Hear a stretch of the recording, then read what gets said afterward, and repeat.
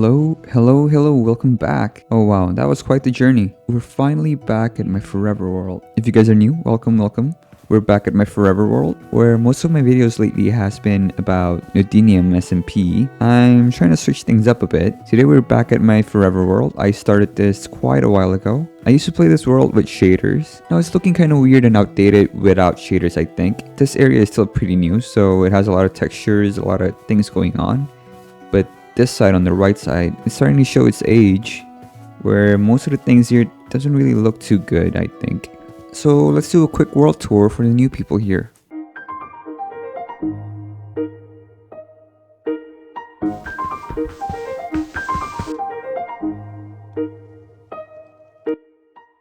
I guess to start things off, we have my first house right here. As you can see, I wasn't doing too well in my forever world. This was my one and only house in the world. The other houses has farms and storage units, but this is where I mostly do my things. On the right side right here, we have a garden. It's not too bad, but we can do better for sure. We have a sugarcane farm right here. A mending villager that I completely neglected and haven't completed his area. We have the blacksmith. This is where I mostly spend my time in. Well, believe it or not, most of my stuff here in the server is in these 6 barrels right here. Well, 7 if you include this, but this is everything that I have in the server. So, yeah, even though I've played in this world for like 3 years now, it has not been going too well. I was focusing on the wrong things when it comes to building in Minecraft, and I wasn't effective enough in how I want to build my world. So today in this episode will mark the first time that I revamped the whole forever world. So let's finish the whole world tour real quick, and then I can show you guys what we're gonna do today. Right here we have a small village, not completed as well. We have a lava farm right there. We have a cow farm in here. And then we have a villager breeding area right here. It's not completely decorated yet. As you can see, most of my buildings doesn't really have texture. It looks pretty bland here, but we can fix that. It shouldn't be too hard. And then we still have a lot of empty slots right here for other villagers. As you can see right here, we have our mason villager. I use this quite a lot when I need to convert my clays into bricks, because I do have a clay farm as well. So this is pretty handy. And then right here, we have a moss farm. I was contemplating of tearing this down because I didn't really like it. But I think it just needs a few more updated blocks and a bit more refining maybe. And then we can keep this building probably. And right here we have a windmill. It houses my villagers. These 2 villagers actually provide wheat for me automatically. So I'm going to connect that wheat farm right there to this building down here, which houses these 3 barrels. Inside we have wheat, and behind this we have tons of hoppers picking up the wheat from up there. So this section right here needs a lot of work as well. Like, I don't like this leaf at all, so we're gonna need to work on this. And then I wanted to have a whole farm area right here as well, going all the way down there, but I'm not sure how that's gonna look actually. But I do want this area to be a farming area, even though it's a bit too close to the town center. But I guess it's Minecraft, you know, it works, I guess. But yeah, that's it for the section right here. We're gonna go into the middle section right here.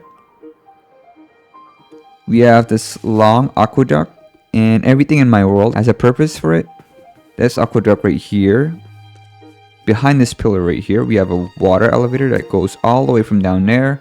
It collects slimes, and it puts it into this tiny little shop. And this water right here actually connects from all the way down there to pick up slimes and into this barrel. Right across it, we have a clay farm right there. Let's fly there real quick. Right here, we have all the clays that I make. So we put dirt in here, and then it converts into clay. And right next to it, we have a gunpowder farm inside of this statue right here.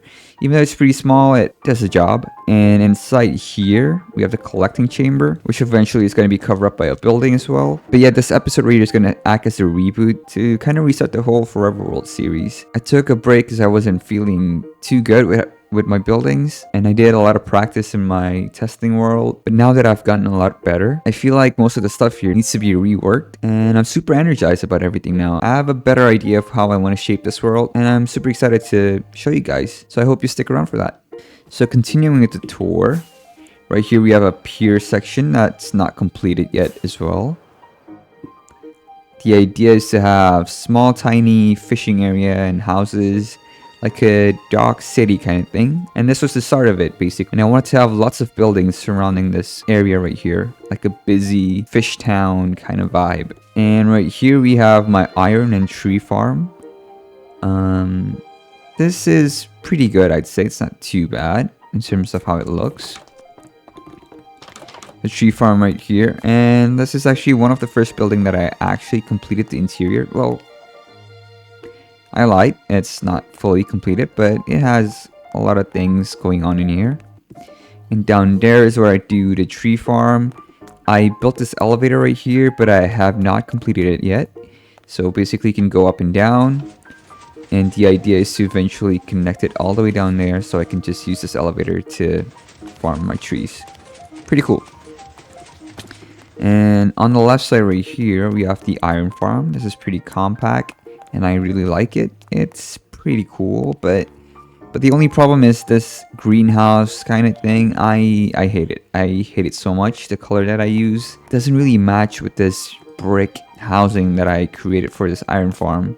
But yeah, I've completely changed how I approach building. I test everything out first. I see what works. That way my workflow is more streamlined and I work much faster. I learn more and I can experiment more. It's just a game changer, honestly. Like, I don't know why I was such a survival purist, but that did not do any good for me. Like, it was pretty miserable. Like, I got burned out pretty quickly just by doing that. So I'm super glad that I changed how I do things now. So on the right side right here, we have this massive Japanese cyberpunk factory. This marks the first build that I did for this channel. This was a serious undertaking. It took me a month or more, and everything was planned out in survival. I'm super proud of this. It still holds up pretty well, I'd say. It houses my shulker farm inside. I've not finished the interior yet, which kind of sucks. But I'm hoping to do that in this coming episodes.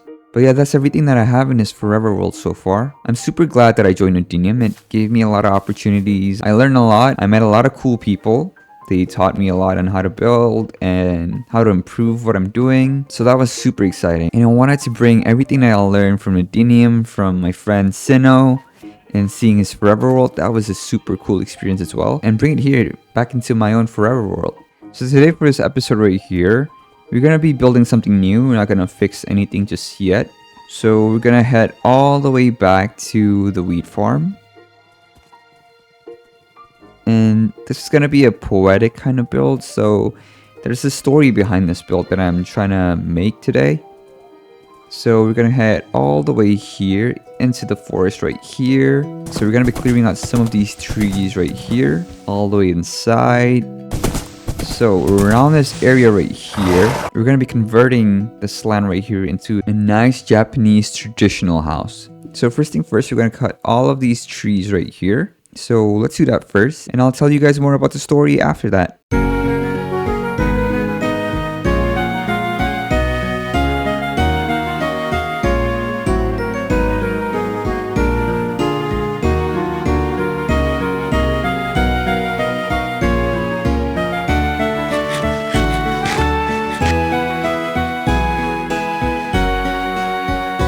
Alright, as the sun's setting right here, I gotta talk real fast, but we gotta need a lot of space here.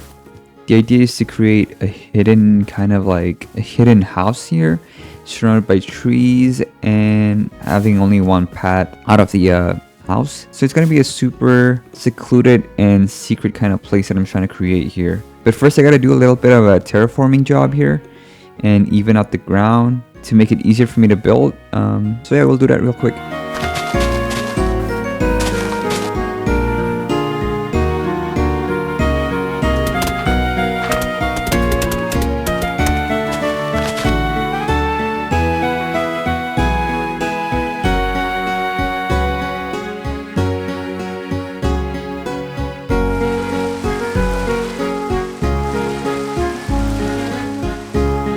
Okay, so I've made a path all the way out here connecting to the start of the area. So we're probably gonna make a torii gate here just to kind of establish the whole section. And then cover the whole torii gate and surrounding the house with trees. We have a basic shape here. Oh, I missed the block. We have a basic shape here. Basically, I want the path to kind of curve all the way to the side of the house and one entrance at the front. But also, I create this crater here. Well, not really a crater, but a dried out lake, I guess you could say. The idea is to fill this with water eventually. And the house will be in stilts and on top of the lake. But the next step that we're going to do is to fill in the water in the middle. And then we can start planting the greeneries all around the place. There's going to be a lot of trees, a lot of grass, a lot of bushes, just to make it all a bit overgrown and kind of abandoned. So let's start with the build.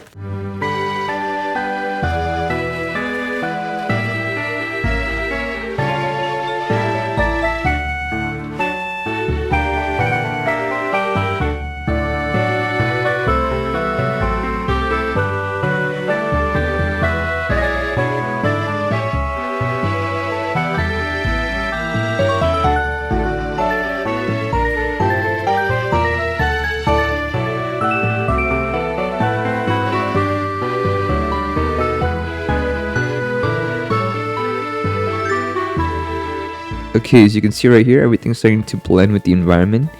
And probably you could tell that I'm pretty sick right now. I think I caught a flu overnight. But everything's looking pretty good so far. I think using a lot of grass in the area helps blend the environment and try to make it look overgrown and natural. And right here I placed a bunch of stones different places and some custom bushes to help surround the area better. And then if we head in the middle, I did place some firefly bushes to give that ambience at night, and some drip leaves and smaller drip leaves. And I do have some custom water plants that I don't even remember the names. Reeds, I think. I'm assuming it's called reeds. But we also have bushes and some variety over here. I plant some, I can't remember the names, lilies, or what is it actually? Lilac. Yeah, I placed some lilacs just to give that pop of color that we need right here. So I do want to add a bit of color. As you can see right here, I hide the lilac a bit with a bunch of grasses and tall grasses. But the main build itself is going to be pretty monotone in color, where it's mostly just brown and white. So I did want a pop of color right there. And at the start here, to mark the whole area, we're going to place a torii gate. But it's not going to be like the red torii gate that you usually see. It's more thinking of making it brown so it blends with the area better. But also we're going to place all the trees surrounding the area. And I think that's going to be super cool and make this place super secluded. So yeah, let's plant some trees.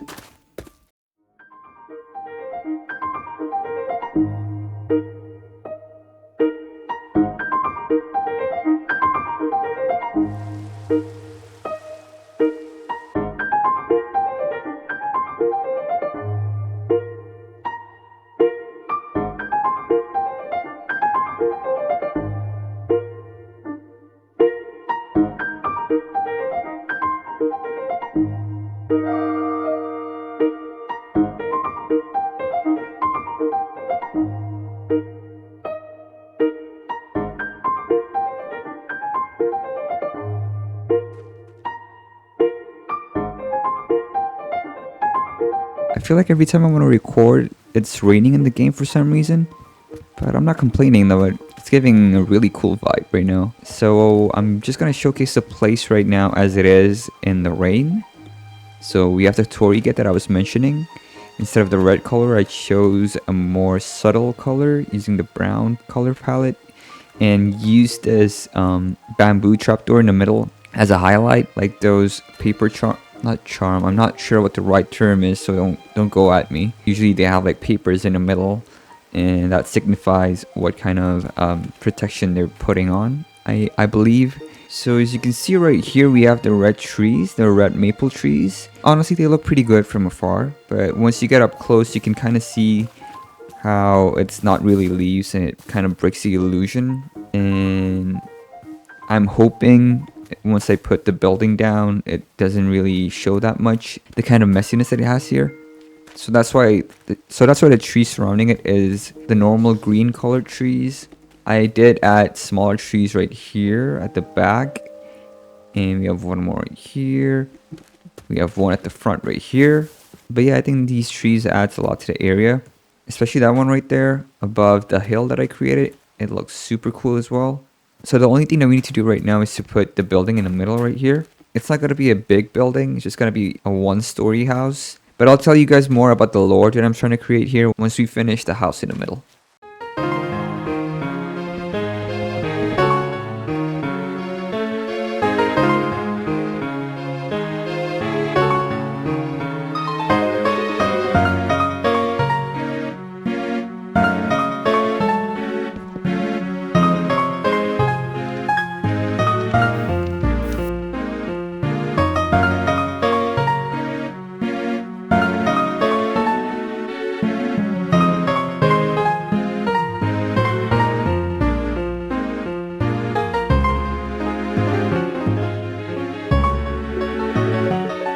Alright, here it is, the build, finally completed. As I mentioned before, I wanted to have this torii gate right here. And it frames the build perfectly, honestly, but on certain angles it doesn't really work that well. So if you're here, I guess that's still pretty cool. But it's not exactly what I was trying to do in my head, but I think it still works overall. And like any of my builds, we always have this hitching post for a horse. But here's the front of the building. This is the same bender method that I use at the back. And then we use it as well on the left side here on the side entrance. This one right here, the window is open and we have it on the side like so. And we have a side entrance here. And here is the back side where everything is a sliding door. And I think it looks really cozy, right? So when you're sitting inside the house, you have this grand view of the nature. And as we head to the left side, this is a pond area where you can sit down, chill, and look at the fishes maybe, even though we don't have any fishes right now. But maybe in the future we should add some, but we don't have them right now. And I think the trees at the back is less noisy now that we have the building here. Now it's more of a method to focus your eyes on the main building right here. So it kind of frames the building with the red trees on the sides. I think it works pretty well. So what is the lore, you might be wondering? So I've been playing a Nodenium server for a while. And I visited my friend Sinnoh in his forever world, and throughout that time I learned a lot of new things. This build right here kind of encapsulates what I learned, but also who's well traveled and he's going back to his hometown, basically is what I'm trying to do. So this traveler's purpose here is to further develop his own hometown, which is village right here, and try to bring the knowledge that the traveler has learned into the town that he has grown up, basically. Even though this building has a neat lore, I want there to be a use case for this house as well, which is why I'm trying to build a farm inside of the house. And that's why I left the interiors empty for now, because I need your guys' help to figure out what farm exactly would make sense for someone who's well traveled and is trying to bring new resources into his hometown. And there's a tradition in my forever world to read one comment in every video. I know every YouTuber is doing it right now, but I really like interacting with you guys, and this forever world is more intimate and it's more closer to my heart, and I feel like it makes sense for me to read out your comments and try to explain a bit about myself even more. Vitality 0, he asked me, do you stream? I would really like to watch you build stuff in creative or survival. Well, at this moment right now, I have not streamed. I've always wanted to do a stream before, but it really scares me to do a live stream because English is not my first language.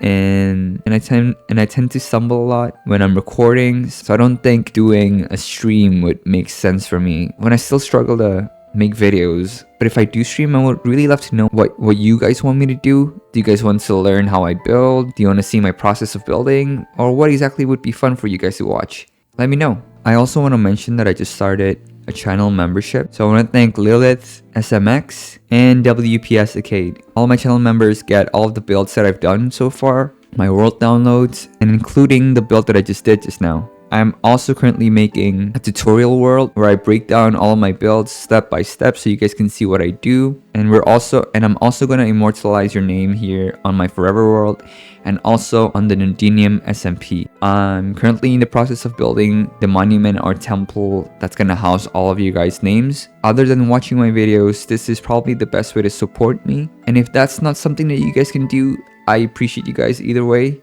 You guys watching my videos and commenting on my videos has really made my day so far. I really love reading your comments. I try to respond to every comment that I get. And as the sun sets out, I want to say thank you guys again for watching my video. You've made my dream come true. Glad that I can do this in a consistent basis. And I'll see you guys again in the next video. Thank you.